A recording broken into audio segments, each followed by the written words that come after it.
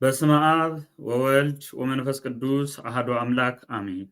ከጥቅምት 24 እስከ ጥቅምት 27 ለተከታታይ 3 ቀናት በኢትዮጵያ ኦርቶዶክስ ተዋሕዶ ቤተክርስቲያን ላይ እየተፈጸመ ያለውን ጄኖሳይድ ለሚመለከታቸው ዓለም አቀፍ አካላት ለማዳረስ የተዘጋጀ የሚዲያ ዘመቻን አስመልክቶ ከአስተባባሪ ኮሚቴዎች የተሰጠ መግለጫ።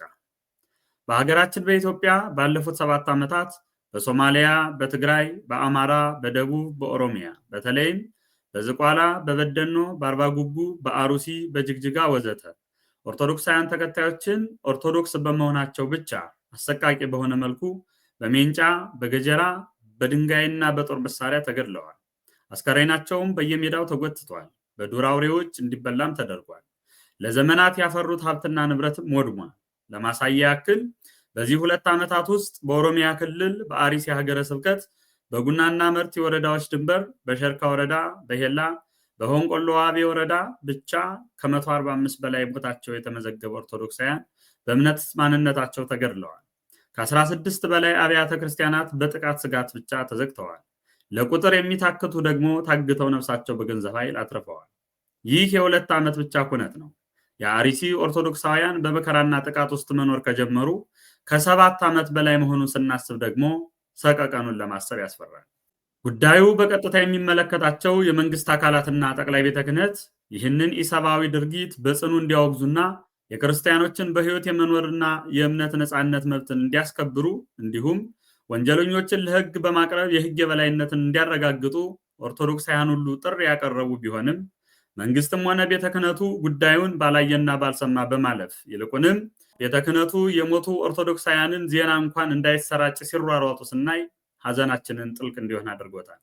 የተከበራችሁ ኦርቶዶክሳውያን፣ መቼም ከገዳዮች ባልተናነሰ መልኩ መገደላችን ላይ የሚሳላቀው ቤተ ክህነታችን ይህንን ያደርግልናል ብለን ተስፋ ስለማናደርግ በዚህ መልኩ አንድነታችን አጠናክረን ወልዳ ላሳደገችንና ለምንሳሳላት ቤተክርስቲያናችን ተገቢውን መስዋዕትነት ለመክፈል ራሳችን የሚጠበቅብንን ለማድረግ ዝግጁ እንድንሆን ለማሳሰብ እንወዳለን። ስለሆነም በመላው ዓለም የምትገኙ ኦርቶዶክሳውያን ከጥቅምት 24 እስከ ጥቅምት 27 ቀን 2018 ዓ.ም ለተከታታይ 3 ቀናት በሚደረገው የሚዲያ ዘመቻ በሁሉም ቦታ በተመሳሳይ ዕለት በማህበራዊ ሚዲያ የሐዘን ምልክት የሆኑ አልባሶቻችን በመልበስና ፕሮፋይል ፒክቸር በመቀየር አንድነታችን አጽንተን በኢትዮጵያ ኦርቶዶክስ ተዋሕዶ ክርስቲያኖች ላይ እየተፈጸመ ያለውን ጄኖሳይድ ለሚመለከታቸው ዓለም አቀፍ አካላት እናደርስ ዘንድ ጥሪያችንን እናስተላልፋለን። ድምጻችን ይሰማ ዘንድ የምንፈልግ ከሆነ ድምጻችን የሚያሰራጭልንን ማንኛውንም ነገር ለመጠቀም ምክንያት መደርደር የለብንም።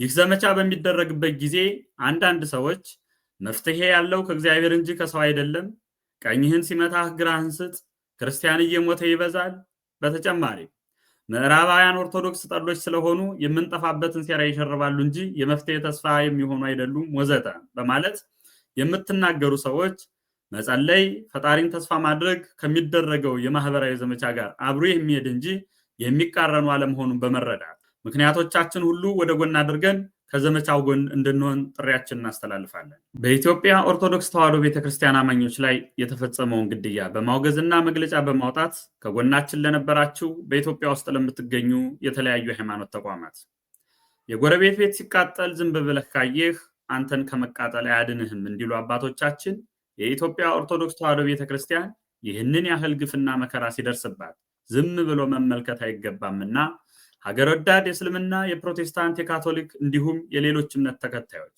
በምናደርገው የሚዲያ ዘመቻ ከጎናችን ተሆኑ ዘንድ ጥሪያችንን እናስተላልፋለን። በመላው ዓለም ላይ ያለን ኦርቶዶክሳውያን ሁላችንም በእነዚህ 3 ተከታታይ ቀናት የሚከተሉትን ተግባራት በማከናወን ዓለም አቀፉ ማህበረሰብ የታወጀብንን ጄኖሳይድ እንዲያውቀው በማድረግ የበኩላችንን ድርሻ እንድንወጣ ጥሪያችንን እናስተላልፋለን። አንደኛ፣ ሁላችንም የሶሻል ሚዲያ ፕሮፋይል ፒክቸር ከኮሚቴው በሚለቀቀው መሰረት እንቀይራለን።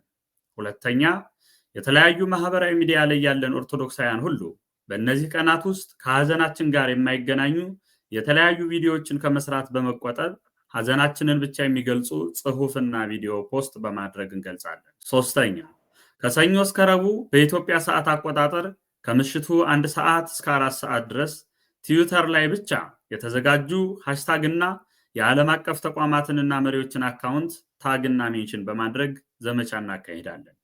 አራተኛ፣ ከኮሚቴው የሚለቀቀውን የሞቱ ኦርቶዶክሳውያንን ፎቶና ቪዲዮ በፌስቡክ እና ኢንስታግራም ላይ ኮሚኒቲ ጋይድላይን በጠበቀ መልኩ እንለቃለን። 5ኛ ኮሚቴው በሚመርጠው የቲክቶክ ገጽ ላይ በኢትዮጵያ ሰዓት አቆጣጠር ከቀኑ 9 ሰዓት እስከ 12 ሰዓት ድረስ ሰማዕታቱን የመዘከር ስራ እንሰራለን። 6ኛ በተጨማሪም ሶሻል ሚዲያ ላይ የሚፖሰቱ ዝርዝር መረጃዎችን ኮሚቴው በየሰዓቱ እየተከታተለ የሚያሳውቅ መሆኑን እናሳውቃለን። ውድ የቤተክርስቲያን አባቶች፣ ሊቃውንት፣ መምህራንና ምዕመናን፣ ዛሬ ላይ በቤተክርስቲያናችንና በኦርቶዶክሳውያን ላይ የተደቀነው ፈተና እያንዳንዳችንም ሆነ የሃይማኖታችን ህልውና አደጋ ውስጥ የከተተ መሆኑን በመገንዘብ በፍጹም ትዕግስት፣ በአንድነት፣ በጸሎት፣ በሐዘንና ጉዳዩን ከመቼውም ጊዜ በላይ በቅርበት በመከታተል ለሚጠበቅብን ኦርቶዶክሳዊ ተጋድሎ በፍጹም ጥባት ዝግጁ እንድትሆኑ በዚህ ወሳኝ ወቅት የሚጠበቅባችሁን ሁሉ እንድታደርጉና ይህንን መረጃ ለሁሉም ኦርቶዶክሳውያን እንድታስተላልፉ በትህትና እንጠይቃለን። ኃላፊነት ያለባቸው የመገናኛ ብዙሃን ከማንኛውም ፖለቲካ ወገንተኛነት ነፃ በመሆን ከአስተባባሪ ኮሚቴው የሚተላለፈውን ትክክለኛና ተአማኒነት ያለው መረጃ ለህዝብ እንድታደርሱ እያሳሰብን፣ በዚሁ አጋጣሚ በተለያዩ የማህበራዊ ሚዲያ ላይ ያላችሁ ውድ ኦርቶዶክሳውያን ቲክቶከሮች፣ ዩቲዩበሮች፣ ፌስቡክ፣ ቴሌግራም፣ ኢንስታግራም እንዲሁም ትዊተር ተጠቃሚዎች በአጠቃላይ የማህበራዊ ሚዲያ ተጠቃሚዎች የሆናችሁ ሁሉ ባለን አቅም በመጮህ በኦርቶዶክሳውያን ላይ እየደረሰ ያለውን አሰቃቂ ግድያ፣ ጄኖሳይድ ለዓለም በማሳወቅ የበኩላችን ድርሻ እንድትወጡ እናሳስባለን።